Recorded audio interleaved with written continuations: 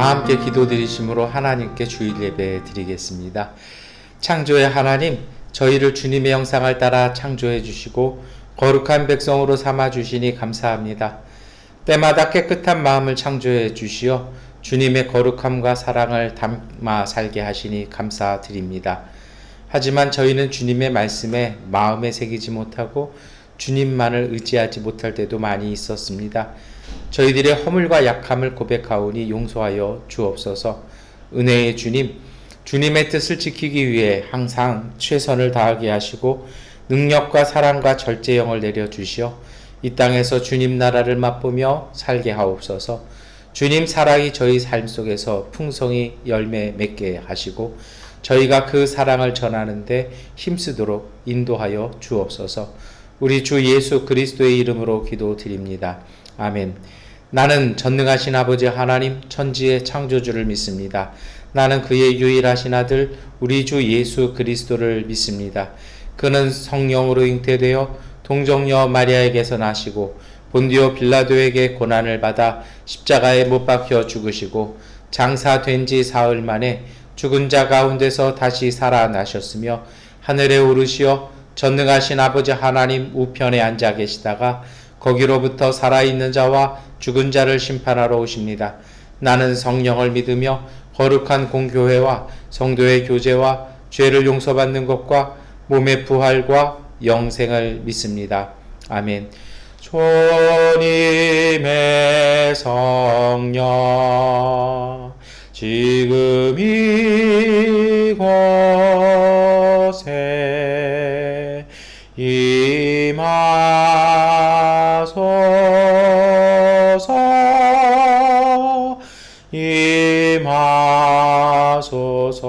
임하소서.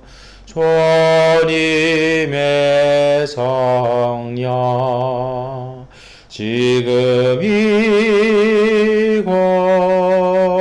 이곳에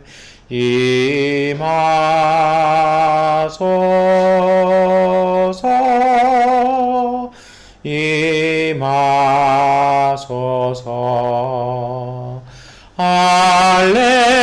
할렐루야 할렐루야 할렐루야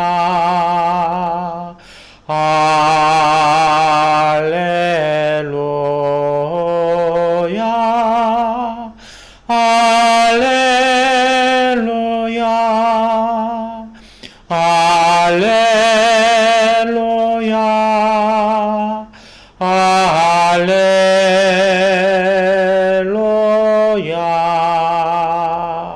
할렐루야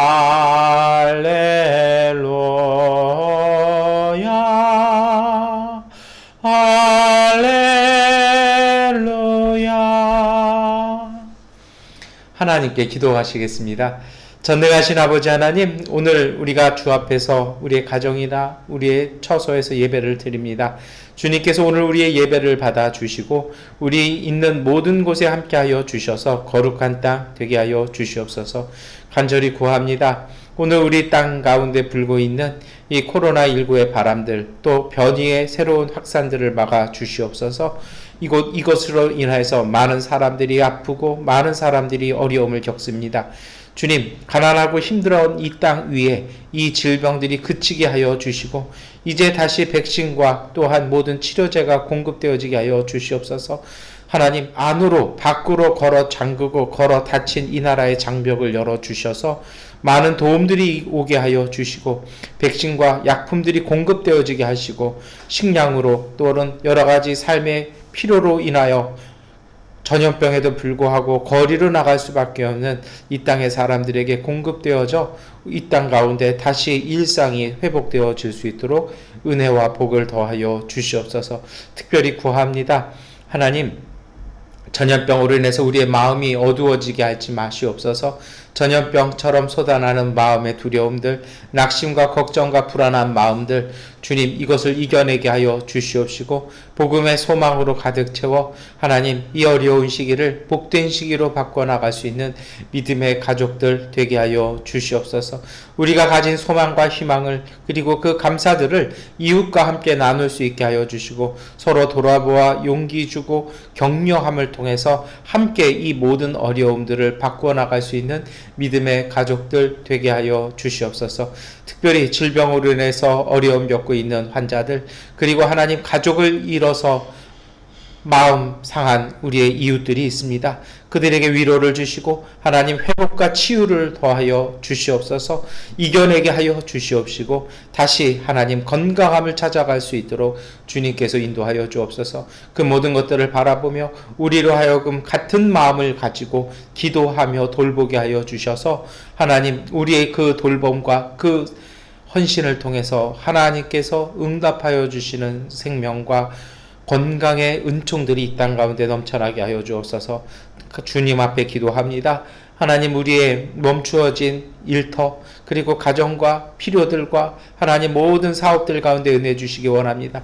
그곳에 하나님의 생명이 깃들게 하여 주시고 하나님 질병으로 인해서 잠시 문을 닫고 잠시 멈추어진 자리마다 하나님이 주신 또 다른 축복과 생명들이 돋아날 수 있도록 은혜 주옵소서. 이 모든 은혜를 주시는 주님을 잊어버리지 말게 하여 주시옵시고 마음에 품고 하나님 기도함을 통해서 잘 이겨내는 복된 믿음의 가족들 되게 하여 주옵소서. 특별히 아무것도 할 수 없는 빈자리 같은 이 시간들 속에 기도와 주님의 말씀으로 가득 채우게 하여 주시고 말씀과 기도를 통해서 주시는 주님의 그 음성과 부르심을 깨달아 오늘 우리의 삶 속에서 그것을 잘 이루어내갈 수 있는 지혜로운 사람들 되게 하여 주시옵소서. 오홀리압과 브랍살렐처럼 하나님이 명하신 것을 실질적인 우리의 삶 가운데 하나님 삶의 방식으로 삶의 길들로 만들어낼 수 있는 지혜로운 믿음의 가족 되게 하여 주셔서 하나님 오늘 우리의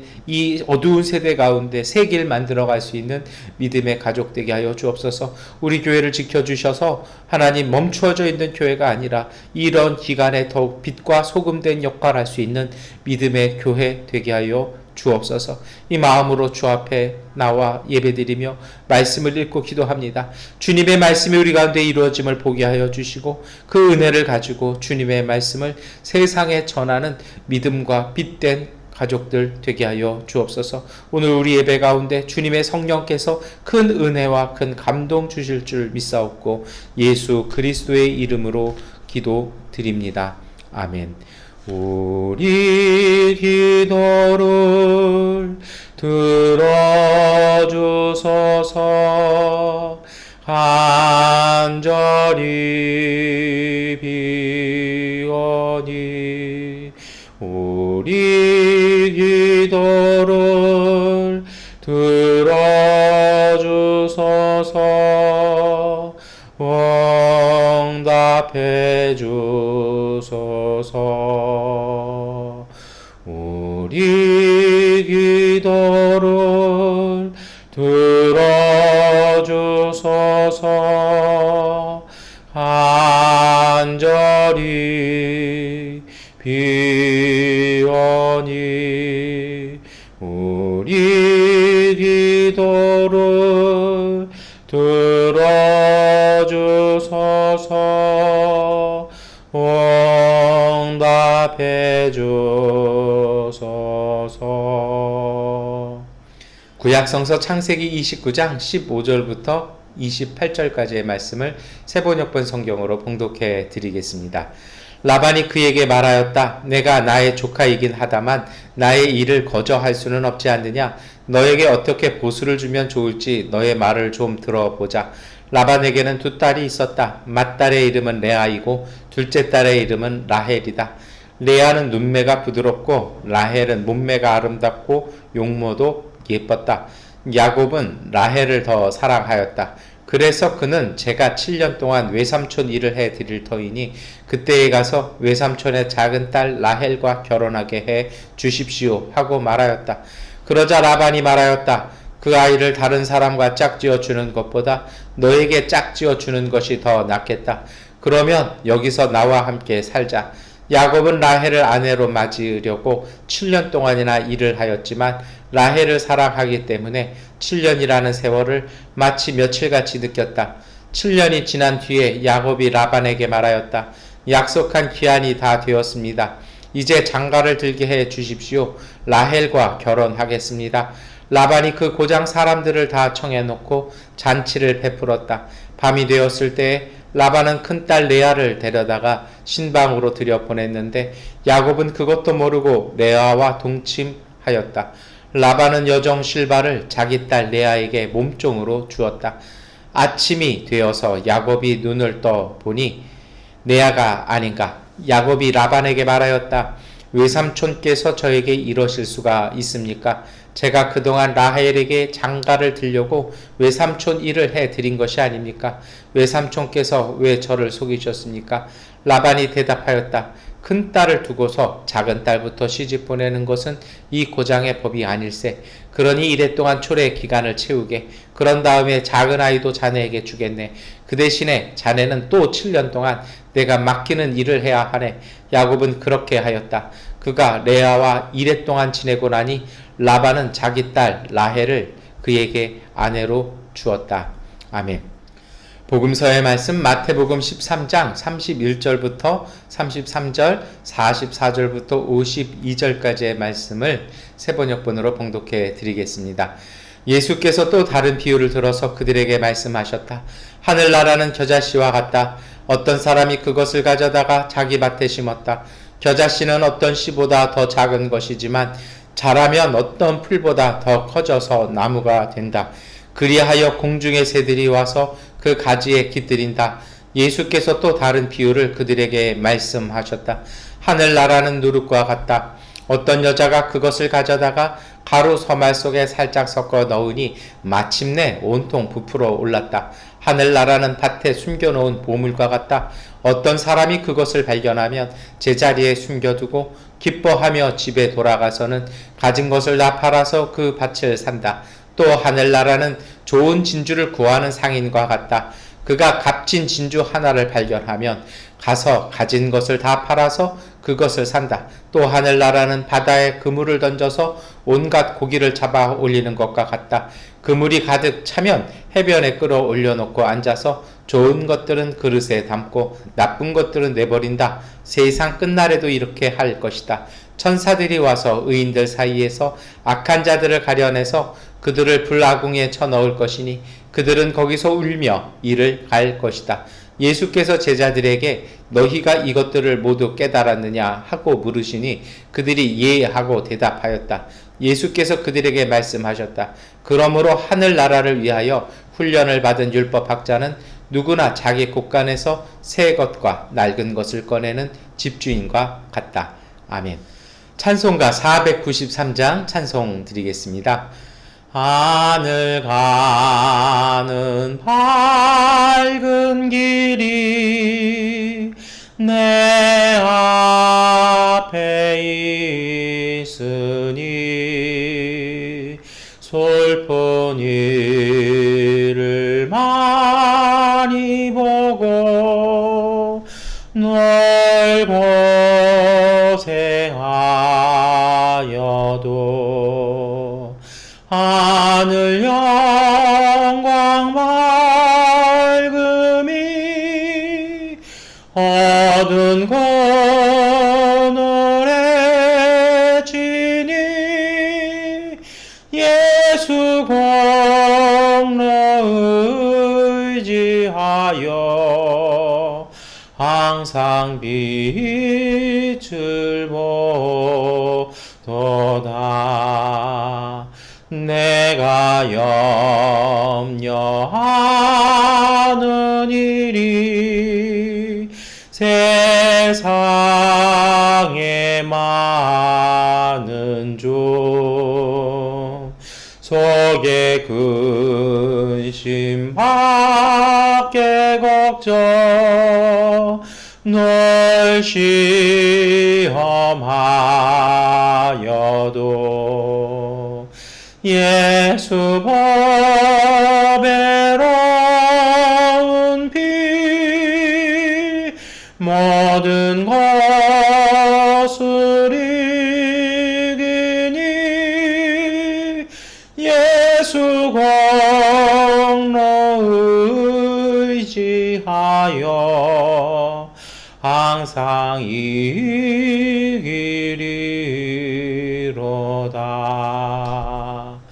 내가 전성 바라보고 가까이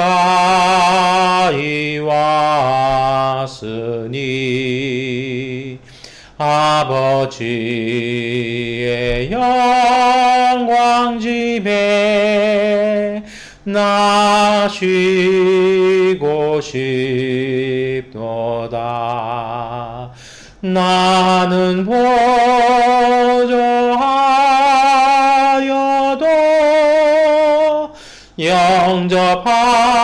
영접하실 터이니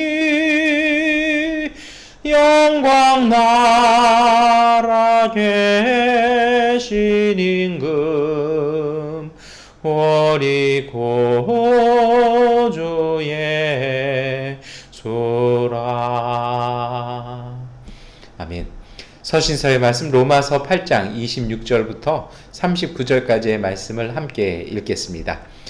이와 같이 성령께서도 우리의 약함을 도와주십니다. 우리는 어떻게 기도해야 할지도 알지 못하지만 성령께서 친히 이루 다 말할 수 없는 탄식으로 우리를 대신하여 간구하여 주십니다. 사람의 마음을 꿰뚫어 보시는 하나님께서는 성령의 생각이 어떠한지를 아십니다. 성령께서 하나님의 뜻을 따라 성도를 대신하여 간구하시기 때문입니다. 하나님을 사랑하는 사람들, 곧 하나님의 뜻대로 부르심을 받은 사람들에게는 모든 일이 서로 협력해서 선을 이룬다는 것을 우리는 압니다. 하나님께서는 미리 아신 사람들을 택하셔서 자기 아들의 형상과 같은 모습이 되도록 미리 정하셨으니 이것은 그 아들이 많은 형제 가운데서 맏아들이 되게 하시려는 것입니다. 그리하여 하나님께서는 이미 정하신 사람들을 부르시고 또한 부르신 사람들을 의롭게 하시고 의롭게 하신 사람들을 또한 영화롭게 하셨습니다. 그렇다면 이런 일을 두고 우리가 무엇이라고 말할 수 있겠습니까? 하나님이 우리 편이시면 누가 우리를 대적하겠습니까? 자기 아들을 아끼지 않으시고 우리 모두를 위하여 내주신 분이 어찌 그 아들과 함께 모든 것을 우리에게 선물로 거저 주지 않으시겠습니까? 하나님께서 택하신 사람들을 누가 감히 고발하겠습니까? 의롭다 하시는 분이 하나님이신데 누가 감히 그들을 정죄하겠습니까? 그리스도 예수는 죽으셨지만 오히려 살아나셔서 하나님의 오른쪽에 계시며 우리를 위하여 대신 간구하여 주십니다. 누가 우리를 그리스도의 사랑에서 끊을 수 있겠습니까? 환난입니까? 곤고입니까? 박해입니까? 굶주림입니까? 헐벗음입니까? 위협입니까? 또는 칼입니까? 성경에 기록한 바 우리는 종일 주님을 위하여 죽임을 당합니다. 우리는 도살을 당할 양과 같이 여김을 받았습니다. 한 것과 같습니다. 그러나 우리는 이 모든 일에서 우리를 사랑하여 주신 그분을 힘입어서 이기고도 남습니다. 나는 확신합니다. 죽음도 삶도 천사들도 권세자들도 현재일도 장래일도 능력도 높음도 깊음도 그 밖에 어떤 피조물도 우리를 우리 주 예수 그리스도 안에 있는 하나님의 사랑에서 끊을 수 없습니다. 아멘. 찬미하겠습니다. 이 말씀 따라 사는 동안 지치지 않게 하시고 이 말씀 따라 사는 동안 주님 나라 임하소서. 이 말씀 따라 사는 동안 지치지 않게 하시고 이 말씀 따라 사는 동안 주님 나라 임하소서.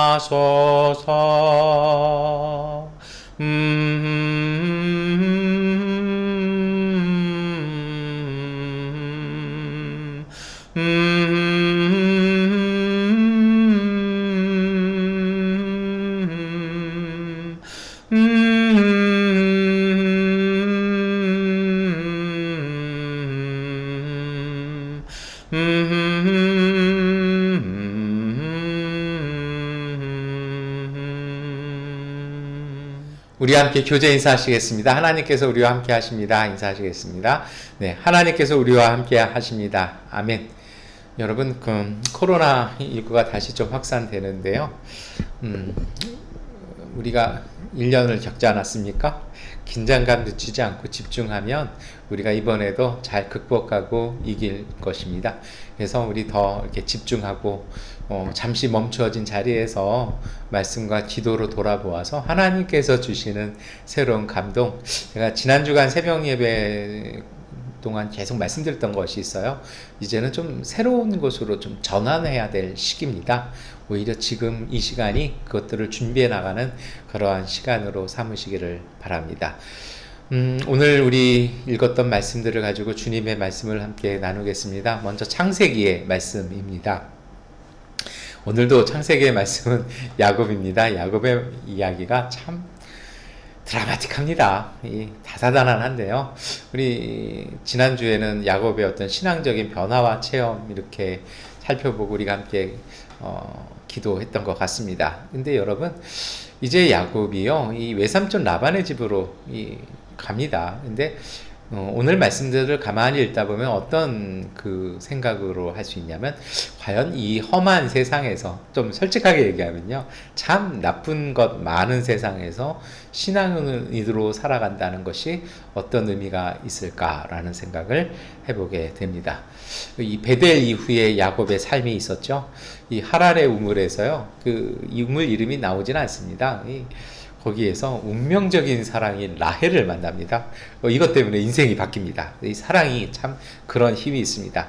이 라헬과의 만남 때문에요, 야곱은 결혼을 위해서만 14년 동안 임금 한 푼 받지 않은 노동을 하게 됩니다. 마치 어떻게 보면요, 라헬에게 인생을 겨뤘던 것 같습니다.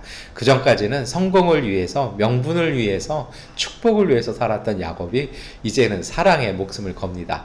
참 좋은 일인 것 같습니다. 그런데 대가가 참 큰 것 같았습니다. 왜냐하면 여러분, 때는 그래요. 사랑한다라는 것이 큰 약점이 되기도 합니다.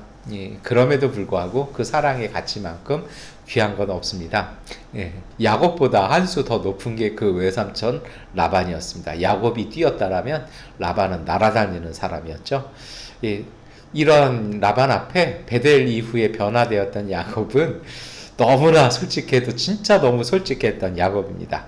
외삼촌 라반에게요, 자기 속사정을 하나도 남김없이 다 이야기합니다. 쉽게 말하면 발목 제대로 잡힌 것입니다. 이 야곱을 향한 라반의 이야기가 웃기지 않습니까? 너와 내가 삼촌과 조카 사이지만 어떻게 공짜로 살 수 있겠냐? 네가 얼마 받았으면 좋을지 얘기해봐라. 나하고 노동계약 체결하자는 얘기잖아요. 웃기잖아요. 이거 안 하면 내보내겠다는 얘기 아니겠습니까? 좀 점잖게 얘기했지만 참 심했죠. 조카를 일꾼으로 대우해서 거래하자라는 것입니다. 사실 이것에는요, 이유가 있었던 것 같아요. 본문에는 정확한 이유가 나오지 않지만 라헬에게 마음 빼앗게 야곱을 간파했던 것입니다. 그래서 이 제대로만 하면 얘 평생 써먹을 수 있겠구나, 이렇게 딱 간파한 거죠. 사랑이 약점이 되기도 합니다. 이 사랑의 눈이 먼 야곱이요, 그냥 딱 얘기합니다. 이 7년 동안 무노동 임금을 하겠다 약속을 합니다. 이렇게 보면 야곱이 좀 이상해요. 이 베델에서의 체험과 라헬에 대한 사랑 때문에요, 야곱이 예전 야곱이 아니에요. 바뀌었어요. 어찌 보면 이런 것도 있는 것 같아요. 자기 아버지 집에서 겪은 것처럼요, 무엇인가를 얻기 위해서 나쁜 방법을 쓰는 건 얻을 수 없다라는 것을, 그리고 있는 것마저 빼앗긴다라는 것을 야곱이 깨달았던 것 같습니다. 그리고 이 7년 동안의 삶 참 담보 못하잖아요. 자기 몸 하나 건사 못하는데 무슨 정신이 있어서 결혼합니까? 이 야곱은요, 베델에서의 하나님을 믿고 있는 것 같습니다. 그래서 그의 앞의 일들에는요, 정말 진실과 또한 사랑으로 그 인생들을 채워가기 시작합니다. 간사한 외삼촌의 말을 신뢰해 봅니다. 비극은 결혼 잔치에서 생겼습니다. 야곱이 얼마나 사랑했던지요. 7년을 며칠같이 지냈다라고 성경 본문은 힘주어서 이야기하고 있습니다. 그만큼 야곱은 사랑했습니다. 그런데 그 사랑을 외삼촌 라반은 철저하게 이용합니다. 라반은요, 자신의 이익을 위해서 두 딸을 희생시킵니다. 참 심하지 않았습니까? 조카한테는 그럴 수 있다고 쳐도요, 이 딸들까지 희생을 시켜버립니다. 자고 일어나 보니까 신부가 바뀌었습니다. 이 야곱이 얼마나 분노했을까요? 라헬은 어떻습니까? 자기가 신부인 줄 알고 7년을 기다리고 준비했는데요. 그날만 손꼽아 기다렸는데 남편을 하루아침에 빼앗긴 것입니다. 틀림없이 예복도 준비했을 것이고 했는데 결혼식 앞두고요, 그 목전에서 신랑을 빼앗긴 것입니다. 더 불쌍한 건 레아입니다. 이 사이에 껴가지고 사랑받지도 못하는 천덕꾸리 신부가 되어버린 레아였습니다. 이 누구의 잘못일까요? 어떻게 보면 외삼촌 라반의 꾀죠. 이런 거 보면 그래요. 삶은 정의롭지 않은 것인가 라는 생각을 해보게 됩니다. 여기에 대해서 야곱이 분노했습니다. 창세기 29장 25절의 말씀이죠. 아침이 되어서 야곱이 눈을 떠보니 레아가 아닌가? 야곱이 라반에게 말하였다. 외삼촌께서 저에게 이러실 수가 있습니까? 제가 그동안 라헬에게 장가를 들려고 외삼촌 일을 해드린 것이 아닙니까? 외삼촌께서 왜 저를 속이셨습니까? 참 화가 났던 것 같아요. 그래서 본문 표현도 그래요. 이 레아가 아닌가 하면서 정말 이 당혹스러운 표현을 쓰는 이런 표현법은 성경에 사실은 잘 안 나오거든요. 정말 당혹스러운 건 놀란 거죠. 이게 웬 날벼락입니까? 그러니 외삼촌한테 그대로 쫓아가가지고 아마 옷도 제대로 못 입고 쫓아갔을 것 같아요. 왜 자기를 속였냐라고 막 얘기합니다. 근데 참 이게 인생이 웃겨요. 이 은과응보 같지 않아요? 마치 야곱이 가면서도 그런 생각했을 것 같아요. 하나님께서 대갚아 주신 거 아닌가라는 것입니다. 왜냐고요? 자신이 형 흉내를 내었잖아요. 그랬더니 이제는 라헬 흉내를 낸 레아가 나타나는 겁니다. 다시 말하면 자신이 형 흉내를 내었는데 이 동생 흉내를 낸 언니가 나타났다라는 것입니다. 아버지와 형을 속인 것처럼 외삼촌이 자기를 속였다라는 것입니다. 사실 여기 앞에서 외삼촌 라반의 자세가 있죠. 세상은 다 그런 것이다라는 것입니다. 그래서 이렇게 얘기하죠. 창세기 29장 26절입니다. 라반이 대답하였다. 큰 딸을 두고서 작은 딸부터 시집 보내는 것은 이고장의 법이 아닐세. 세상 살면서 참 나쁜 이야기 중에 하나가요, 이겁니다. 그게 전통입니다. 이게 지금까지 우리가 했던 방법대로입니다. 왜 이거를 하냐는 거죠. 그러니까 이게 세상 사는 법이라는 것이죠. 참 못된 말입니다. 전통과 문화로 포장되어진 불의는요, 이거 힘듭니다. 그래서 개혁이 필요한데요, 얼마나 철저하게 저항하고 철저하게 반항하는지 모르는 것 같습니다. 우리 역사도 그렇잖아요. 여기에 대해서 저항하고 싶어가지고 심지어 나뭇잎에다 꿀로 해가지고 개미가 팔아먹게 하고서 하늘의 뜻이라고 들이민 개미의 식탐을 하늘의 뜻으로 바꿨던 조선시대의 사건들도 있었습니다. 그게 세상인 것 같습니다. 어찌되었든 이 속에서 야곱은 뜻하지 아니하게 2주 동안에 결혼을 2번 하게 됩니다. 이 라반은 왜 딸을 둘이나 주었을까요? 사실은 그건요, 7년을 더 부려먹기 위한 것보다는요, 라반이 그 14년 바라보고 딸을 그렇게 했을까요? 어떻게든 결혼 보내면 지참금 받을 텐데요. 그거는요, 영원한 속박입니다. 왜 그럴까요? 야곱이 지금 생기 기반이 없잖아요. 이 젊은 나이지만 14년 동안 무노동 임금을 했다고 생각을 해보세요. 그럼 나이가 들 거 아닙니까? 노동력이 세준하잖아요. 그러면요, 먹고 살기 위해서 주인에게 줘야 될 그 대가가 있잖아요. 그리고 잉여적으로 생산을 해야 자기의 재산 기반을 마련해서 독립할 수 있는데, 이제 나이가 들어가면 그거 못하는 거죠. 부양해야 될 가족이 들잖아요. 그럴 여력이 없는 거죠. 그렇게 되면 이 14년이 지나고 나면 이 야곱은 철저하게 라반 집안의 영원한 노예 상태로 이게 묶여버리게 되는 겁니다. 참 얄밉죠. 이 나쁜 사람들, 못된 사람들은요, 계산도 빨라요. 그래서 여러분, 성경에서는요, 계산 빠른 사람이 아니라 마음 선하신 분들이 주님의 축복을 받는 법입니다. 계산보다 여러분, 하나님의 법을, 하나님의 마음 헤아리시기를 축원합니다. 이렇게 되니까 참 야곱에게 힘든 삶이죠. 레아와 라헬의 삶은 어떻습니까? 라헬은요, 남편의 사랑은 있는데요, 아들이 없어요. 레아는 어떻습니까? 사랑 없는 부부 생활인데요, 그나마 하나님이 돌보아 주셔서 6남 1녀의 자식들을 주십니다. 다시 말하면 이 남편의 사랑은 라헬이 받고 하나님의 사랑은 레아가 받는 거죠. 이러한 불공정한 삶 속에, 이런 정말 말도 안 되는 세상 속에, 이 험한 세상 속에 하나님이 개입하셨습니다.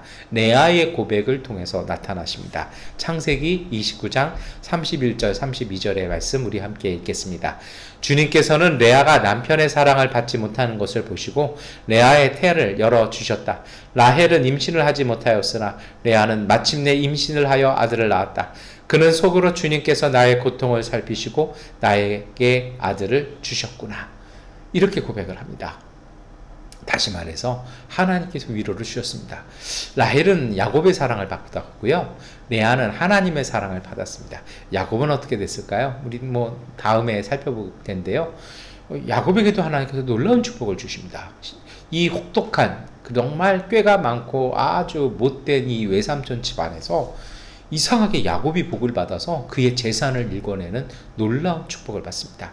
이 세 사람 모두에게 하나님의 은혜가 임한 것입니다. 라헬도 우리가 잘 아는 것처럼 요셉과 베냐민 아들 얻지 않습니까? 그리고 그 요셉이 나머지 11아들의 몫을 해내는 것을 우리는 성경을 통해서 알고 있습니다.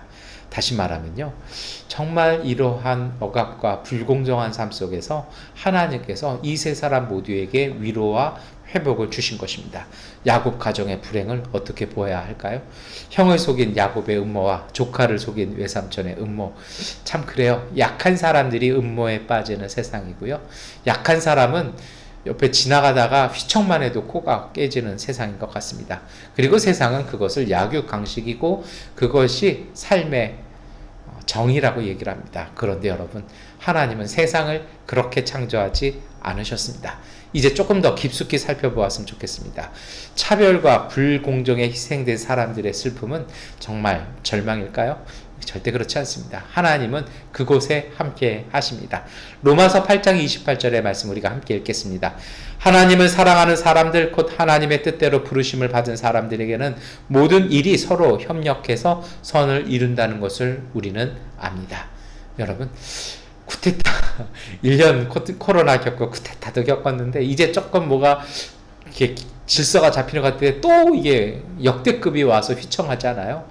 네, 여러분, 우리가 믿음을 가졌으면 좋겠습니다. 이 모든 것들이 합력해서 선을 이루어 주실 것입니다. 어떻게 기도해야 될지도 모르시겠다라고요? 오늘 사도 바울이 고백하지 않습니까? 성령께서 말할 수 없는 탄식으로 우리를 도우십니다. 불공정한, 그리고 뭔가 이처럼 약한 사람들이 희생당할 수밖에 없는 잘못된 세상 속에 하나님은 이 모든 것을 바로잡기 위해서 개입하십니다. 약자와 탈락한 사람들을 선택하셔서 하나님은 도우시는 것입니다. 하나님께서는 창세기 말씀을 통해서도요, 야곱과 레아와 라헬의 삶을 도우셨습니다. 로마서 8장 29절부터 30절까지 말씀 우리 한번 함께 읽겠습니다. 하나님께서는 미리 아신 사람들을 택하셔서 자기 아들의 형상과 같은 모습이 되도록 미리 정하셨으니 이것은 그 아들이 많은 형제 가운데서 맏아들이 되게 하시려는 것입니다. 그리하여 하나님께서는 이미 정하신 사람들을 부르시고 또한 부르신 사람들을 의롭게 하시고 의롭게 하신 사람들을 또한 영화롭게 하셨습니다. 여러분, 하나님께서 오늘 우리를 불러주셨습니다. 우리를 불러주셔서 택해 주셨고요, 오늘 우리를 영화롭게 해주신다라는 것입니다. 세상과는 반대되는 하나님의 행보를 우리는 성경을 통해서 알 수 있는 것입니다. 하나님 어리석은 것일까요? 고린도전서 1장 28절의 말씀도 함께 읽겠습니다. 하나님께서는 세상에서 비천한 것들과 멸시받는 자들을 택하셨으니 곧 잘났다고 하는 것들을 없애시려고 아무것도 아닌 것들을 택하셨습니다. 하나님은요, 하나님이 아시는 사람, 택한 사람들이 있었다고 그랬잖아요. 누굽니까? 잘 약한 사람들, 잘 세상에 알려지지 않은 사람들을 하나님은 택하셨습니다. 약하고 힘없는 생명을 돌보셔서 하나님은 큰 나무가 되게 하시는 은혜를 베풀어 주십니다. 여러분, 오늘 우리는 어떤 사람들입니까? 제가 야곱에 대한 이야기 지난주에 말씀에서 그런 말씀 드렸어요. 신앙생활의 가장 중요한 전환점은요, 내 자리, 내 모습을 제대로 인식하는 것에서 시작을 하는 법입니다. 우리는 하나님이 선택하신 사람들입니다. 강한 사람들, 유명한 사람들이 아니고요. 오늘 우리는요, 힘없고 약한 사람들입니다. 힘없고 약해서 흔들리는 삶에 깃드는 은총으로 살아가는 사람들입니다. 여러분, 이러기 때문에요, 오늘 우리가 우리 자신을 다시 봐야 됩니다. 무력한 사람, 나약한 존재, 이건 우리의 솔직한 우리 모습일 때도 있어요. 그런데요, 그런 우리를 하나님께서 부르시고 세우셨다라는 그러한 믿음을 그러한 믿음으로 우리 자신을 다시 보아야 합니다. 그래서 이러한 믿음이 있다라면 유대인들처럼 자기 만족이나 자기 의나 자기 인정이 아닌 겸손의 자리에 서는 것이 마땅한 신앙일 것입니다. 아무리 노력해도 얻지 못하는 불공정한 세상 속에서 우리가 삽니다. 노력하지 않아도 행운이 쌓여만 가는 사람들이 있습니다. 조금만 이렇게 서류 몇 장만 내도 원하지 않아도 은행에서 대출 척척척 해주고요. 조금만 집 한 채 사면 그게 50배, 100배로 뛰는 그런 행운이 넘치는 사람들이, 정말 그렇게 합법적으로 돈을 버는 행운맨들이 이 땅에는 있습니다. 가지고 있는 것과 받아야 할 것도 빼앗기는 무기력한 사람들도 있습니다. 기회는커녕요, 꿈조차 꾸는 것이 사치인 사람들도 있습니다. 근데 여러분, 이 후자에 속하신다라면 새롭게 보실 것이 있습니다. 비록 그게 우리 모습일지라도 오늘 우리 그런 자리 속에 하나님의 은혜가 있음을, 우리가 하나님의 은혜 가운데 서 있음을 발견하십시오.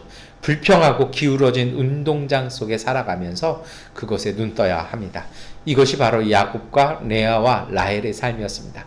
둘 다 결격 사유를 갖고 있잖아요. 야곱도 둘째 아들이라서, 라헬도 둘째 딸이라서, 레아도 무엇입니까? 남자가 원하지 않았던 신부라는 면에서 다들 아픔을 겪어야만 했습니다. 또 야곱은 그래요. 자기 아버지 집이 아니라서 참 이게 안 됐잖아요. 이 불공평과 불운과 불행이 일상이었던 삶을 살았습니다. 오늘 우리도 그래요. 코로나, 쿠데타, 코로나 참 정신없습니다. 그런데 여러분, 깊숙한 오늘 우리의 그런 아픔, 슬픔 속에 하나님이 찾아오셨습니다. 숨 쉴 수 없는 삶 속에서 하나님은 세계를 열어주시는 것입니다. 로마서 8장 26절의 말씀, 우리 한번 다시 믿음으로 고백하겠습니다. 하나님을 사랑하는 사람들, 곧 하나님의 뜻대로 부르심을 받은 사람들에게는 모든 일이 서로 협력해서 선을 이룬다는 것을 우리는 압니다. 여러분, 이 믿음으로 우리가 다시 일어섰으면 좋겠습니다. 이러한 믿음, 이러한 각성, 이러한 은혜에 대해서 복음서에서 예수님께서 오늘 우리에게 말씀하십니다. 하나님의 나라는 멀리 있는 것이 아니라 오늘 우리 가운데서 이루어지고 있고 진행되어지고 있다라는 것입니다. 우리의 불공정한 삶, 운도 없어 보이는 삶, 이 미얀마에서 참 힘들어 보이는 삶, 때로는 한국에서, 때로는 곳곳에서 이 기울어진 운동장에서 살아가고 있는 것만 같은데, 예수님은 그 속에 하나님의 나라가 있다라고 오늘 우리에게 선포하셨습니다. 하나님 나라를 표현하신 예수님의 이 선포, 어떤 의미일까요? 그것은 유대인들이 생각했던 정치적인 것이나 군사적인 것이나 경제적인 것이 아니었습니다. 그것은 가난하고 힘든 사람들을 향한 하나님의 보살핌이었습니다. 이것이 오늘 우리가 읽었던 겨자씨 비유에 잘 나옵니다. 겨자씨 하면 우리가 자라나는 비유로 이렇게 알잖아요. 작았는데 커졌다라는 것이죠. 이것이 하나님의 나라라는 것입니다. 지금은 작지만 성장한다라는 것입니다. 그러니 하나님의 나라에 대한 예수의 믿음을 가지라는 예수님의 선포인 것으로 우리는 이해합니다. 그런데요, 이게 다일까요? 조금 더 깊게 보셨으면 좋겠습니다. 우선은 예수님의 설명 첫 부분을 함께 보셨으면 좋겠습니다. 마태복음 13장 31절의 말씀을요, 우리가 한번 물음을 가지고 같이 읽었으면 좋겠습니다. 예수께서 또 다른 비유를 들어서 그들에게 말씀하셨다. 하늘나라는 겨자씨와 같다. 어떤 사람이 그것을 가져다가 자기 밭에 심었다. 이상하지 않으십니까? 몇 주 동안 계속해서 말씀드립니다만, 우리 한국에 사는 우리 한국인들 입장에서는 이 말씀에는 아무 문제가 없습니다. 그런데요, 유대인들에게는 이게 문제가 있어요. 그리고 좀 농사를 아시는 분들은 이게 좀 문제가 있다라고 얘기를 합니다. 왜냐하면 겨자씨는요, 유대 땅에서 이렇게 밭에다 심는, 말씀드렸잖아요. 3주 동안 밭이 작았다고요. 땅이 작았어요. 그래서 이것을 밭에다 심는 농작물이 아니었어요. 이거는요, 길거리나 이런 척박한 데서 흔하게 볼 수 있는 다년생 풀입니다.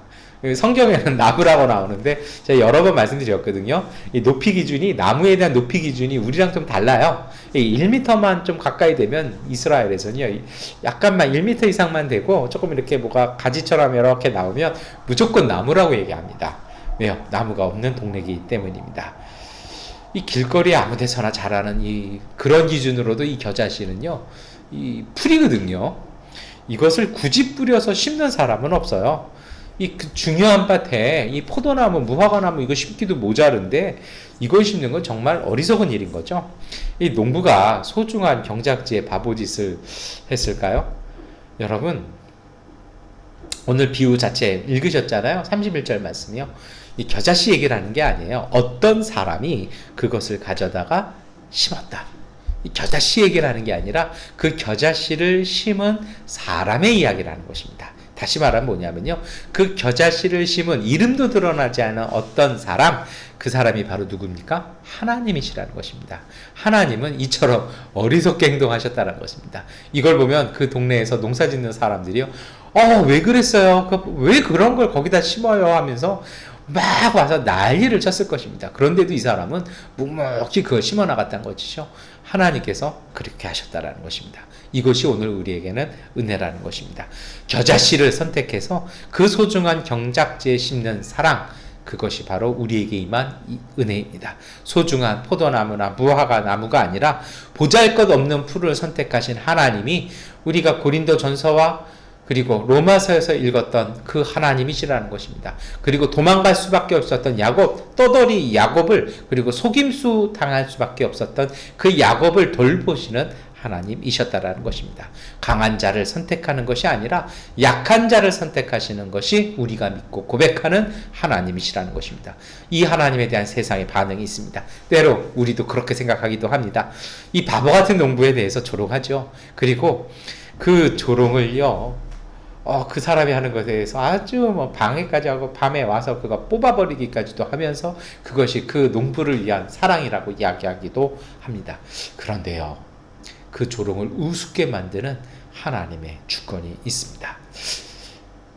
이게 겨자씨 비유에 숨어있는, 그러니까 비유에 대한 우리의 어떤 해석의 전통이 틀린 거죠. 이건 겨자씨 비유라고 제목 지으면 안 돼요. 겨자씨를 심는 어떤 바보 같은 농부, 이렇게 하는 게 딱 맞는 것 같아요. 이게 다일까요? 아닙니다. 조금 더 깊게 봤으면 좋겠습니다. 우리가 겨자씨 같지만요, 중요한 게 있어요. 오늘 우리에 대한 인식입니다. 그 농부가, 그 어떤 사람이 왜 그랬냐라는 겁니다. 어떤 측면에서요, 저도 오늘 말씀을 드리면서 농부라는 표현을 썼습니다만 예수님은 그것을 농부라고 하지 않고 어떤 사람이라고 얘기합니다. 마치 농사에 대해서 모르는 사람이라는 식으로 예수님도 그렇게 설명하십니다. 그 사람에게 겨자씨는 중요했다라는 것입니다. 그것 속에서 발견할 수 있는 사실이 있죠. 우리는 하나님 밭에 심겨져 있다는 것입니다. 하나님께서 직접 지으신 존재라는 것입니다. 이것이 바로 비유의 핵심입니다. 그렇게 심겨졌는데요, 스스로 말라버리면 어떡할까요? 여러분, 하나님께서 오늘 우리가 서 있는 자리, 우리의 일터, 우리의 가정, 또 우리 미얀마 양곤에 우리를 심으셨잖아요. 하나님이 은혜 중에 심으신 거예요. 이거를 함부로 포기하는 것, 그건 아닙니다. 우리는 하나님의 은총을 받았으니 이제는 기다려봐야 할 것 같습니다. 그런데 우리가 또 그런 얘기 하죠. 우리가 무슨 능력이 있어요. 우리가 그런 힘이 어디가 있어요. 자신 없습니다. 그래서 여러분, 저는 이 말씀을 여기 뒷표분으로 준비를 해봤습니다. 겨자씨가 얼마나 크게 자랄 수 있을까요? 그거보다요, 먼저 보실 것이 있습니다. 겨자씨를 얼마나 많이 뿌렸을까요? 겨자씨는 원래요, 이렇게 좀 많이 이렇게 모여서 이렇게 군집성으로 자라는 식물이에요. 그만큼 약하다라는 거죠.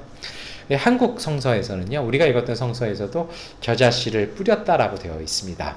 그런데 예전에 제가 한번 그런 말씀 드렸어요. 그리스어나 라틴어는요, 언어가 좀 아주 고약한 언어입니다. 이 단어 하나에도요, 거기 이게 단순지 복순지 이게 격이 어떤 격인지 이게 품사가 어떻게 되는지가 단어 하나마다 다 담겨 있어서 변화가 다 바뀝니다.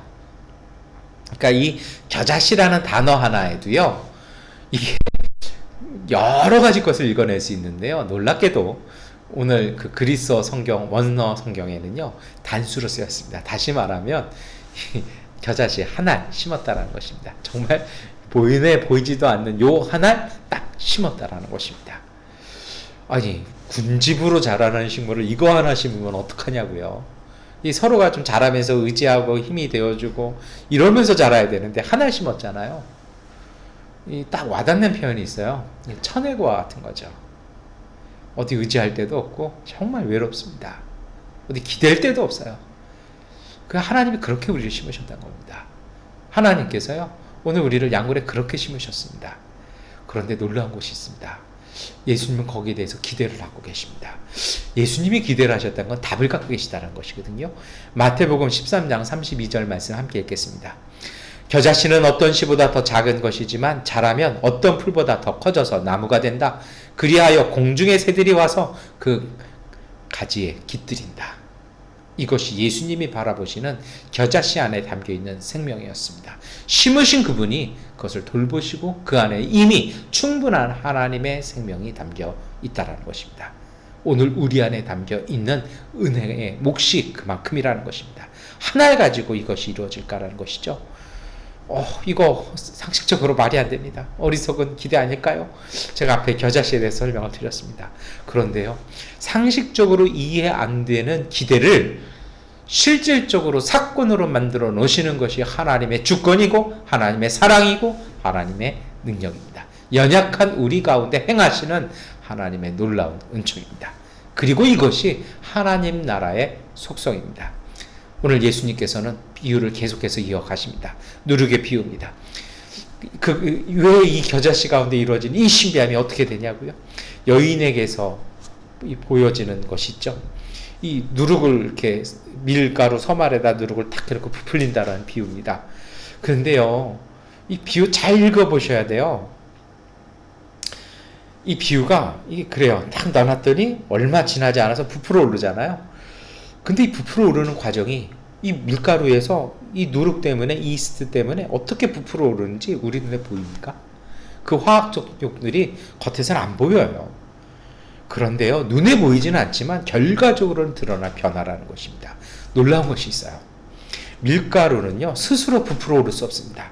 부풀어 오르는 것은 여인이 집어넣어 놓은 누룩이라는 것입니다. 이제 하나님의 모습이 이 여인으로 드러나는 것이죠. 우리를 성장시키고 우리에게 정말 그 은혜를 열매로 바꿔놓는 힘은 우리가 하는 일이 아니라 하나님께서 우리에게 주시는 누룩과 같은 그 은혜를 통해서 이것이 이루어진다는 것입니다.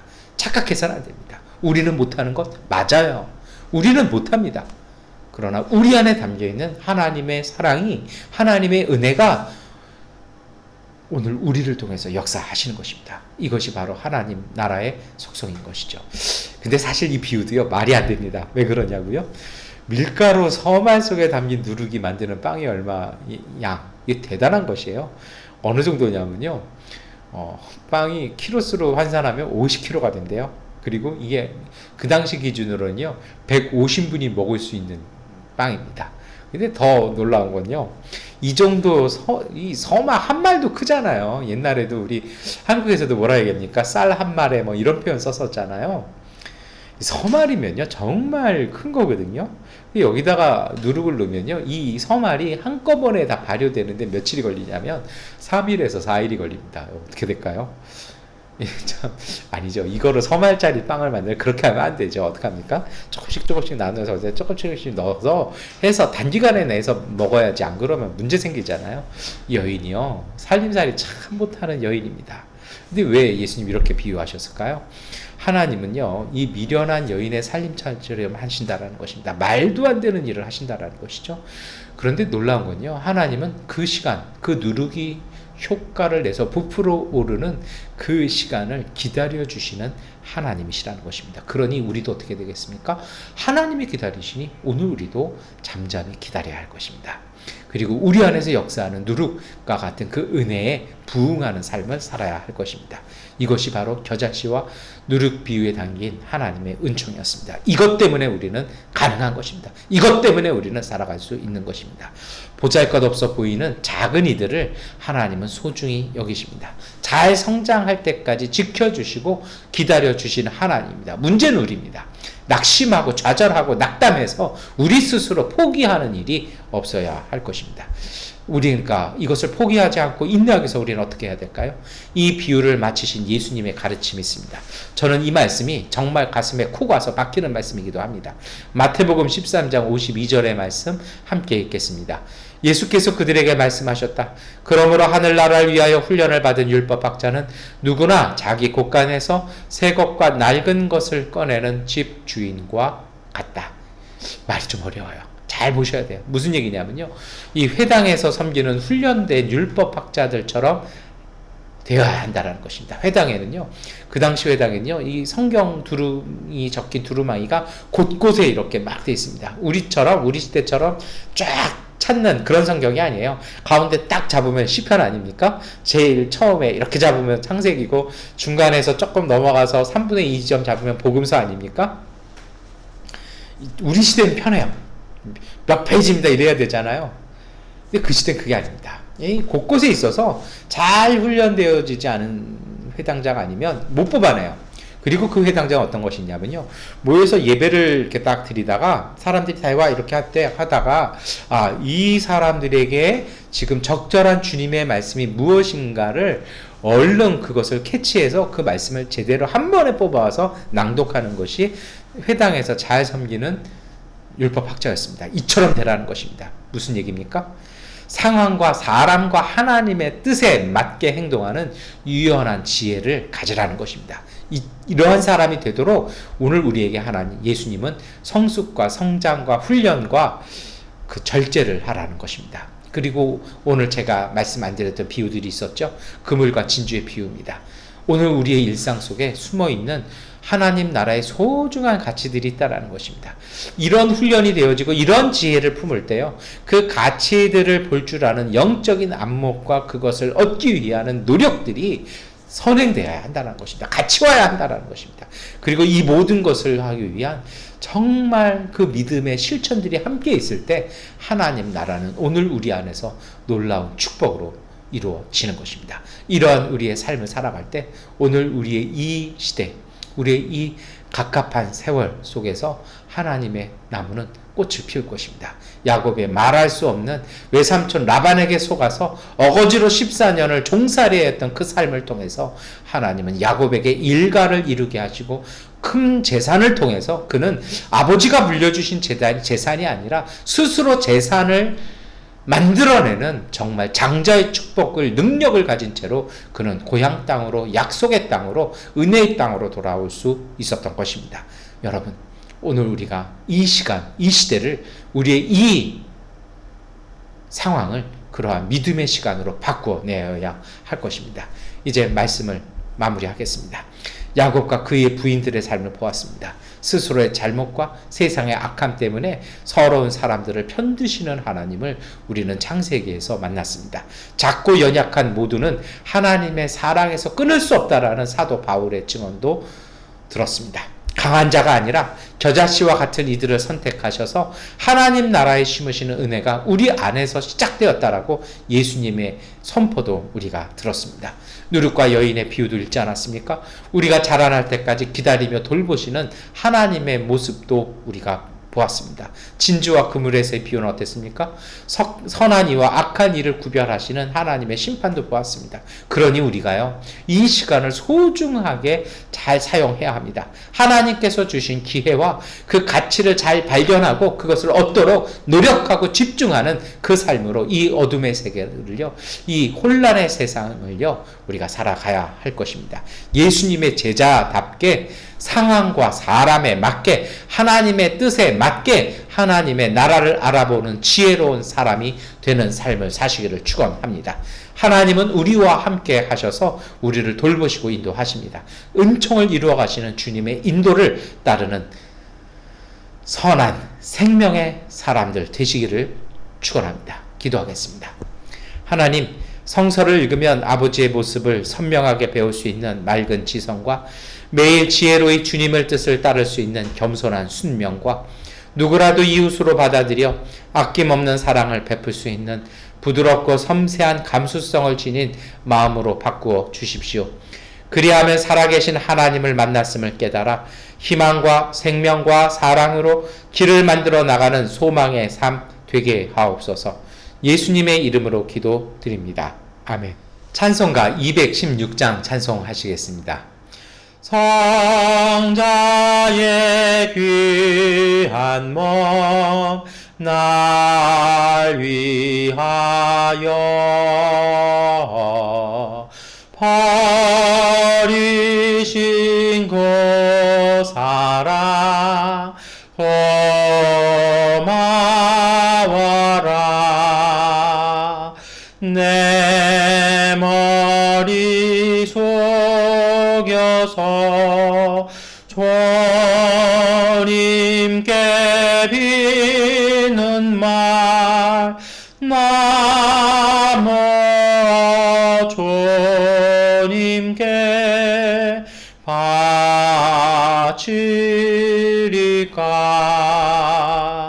지금도 날 위해 간구하심.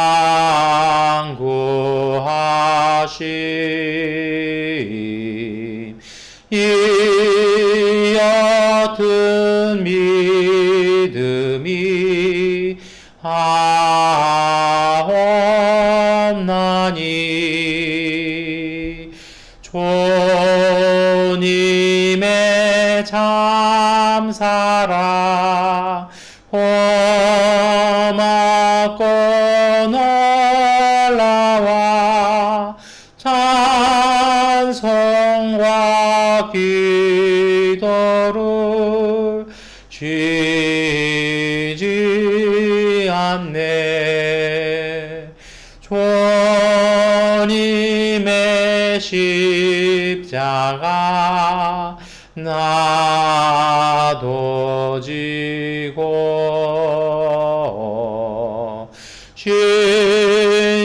신실한 믿음과 마음으로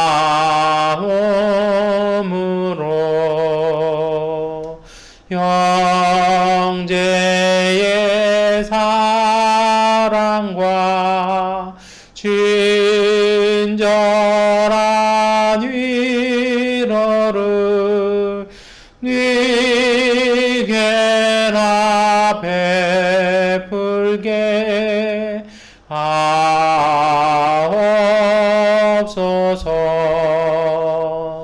만 가지 은혜를 받았으니 내 평생 슬프나 즐거우나 이 몸을 온전히 주님께 바쳐서 주님만 위하여 늘 살겠네. 아멘. 네, 우리 교회 소식 말씀드립니다. 우리 코로나가 계속 확산되고 있는데요. 우리 모두 조심하셨으면 좋겠습니다. 이 전염병은 불가항력인 게 아니라 우리가 싸워서 이길 수 있고 정복할 수 있는 것입니다. 그러니까 너무 무리하지 마시고 우리 방역 수칙 지키시고 우리가 더 철저하게 우리 이웃들, 우리 자신들 돌보셨으면 좋겠습니다. 또 그리고 우리 미얀마를 위해서 더 많이 기도해 주시기 바랍니다. 다 함께 주기도문송 찬송하시겠습니다. 하늘에 계신 아버지 이름 거룩하사 주님 나라 임하시고 뜻이 이루어지이다.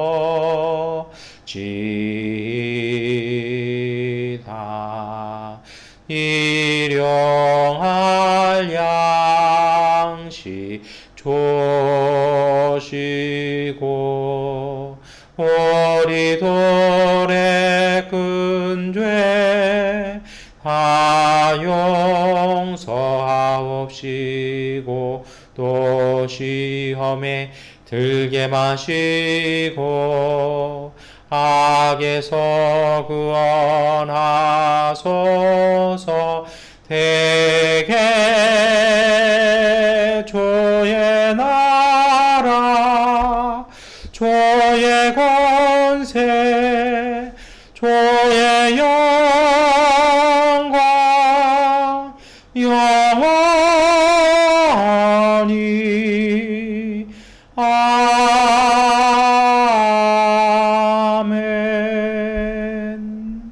전능하신 아버지 하나님, 오늘 우리의 예배를 받아 주시옵소서. 주님께서 함께하여 주셔서 오늘 예배드리며 드리는 우리 귀한 믿음의 가족들의 예물 또한 받아 주시옵소서.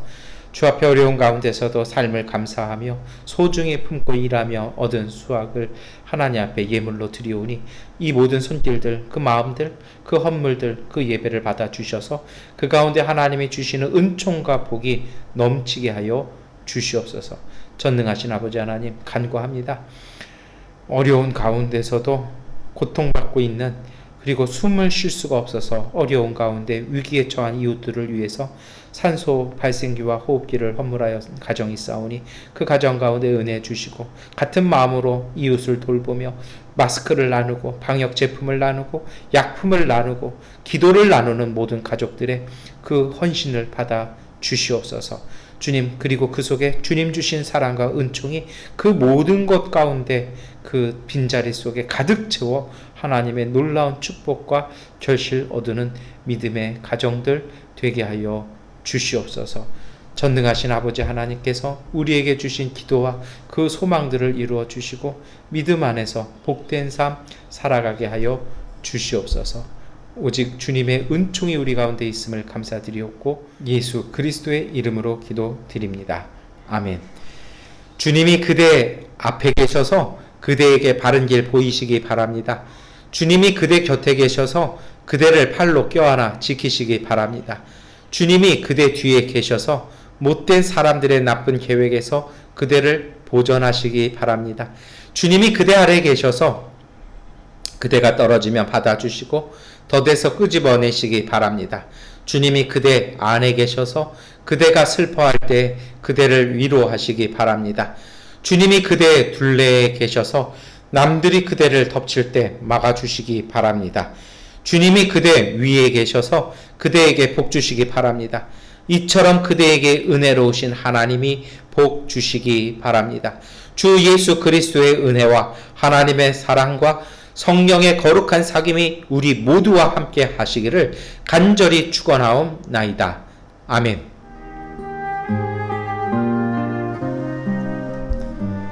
주님의 평화가 우리와 함께 우리의 이웃들 가운데 하나님께서 함께 하십니다. 이것으로 주일 예배를 마치겠습니다.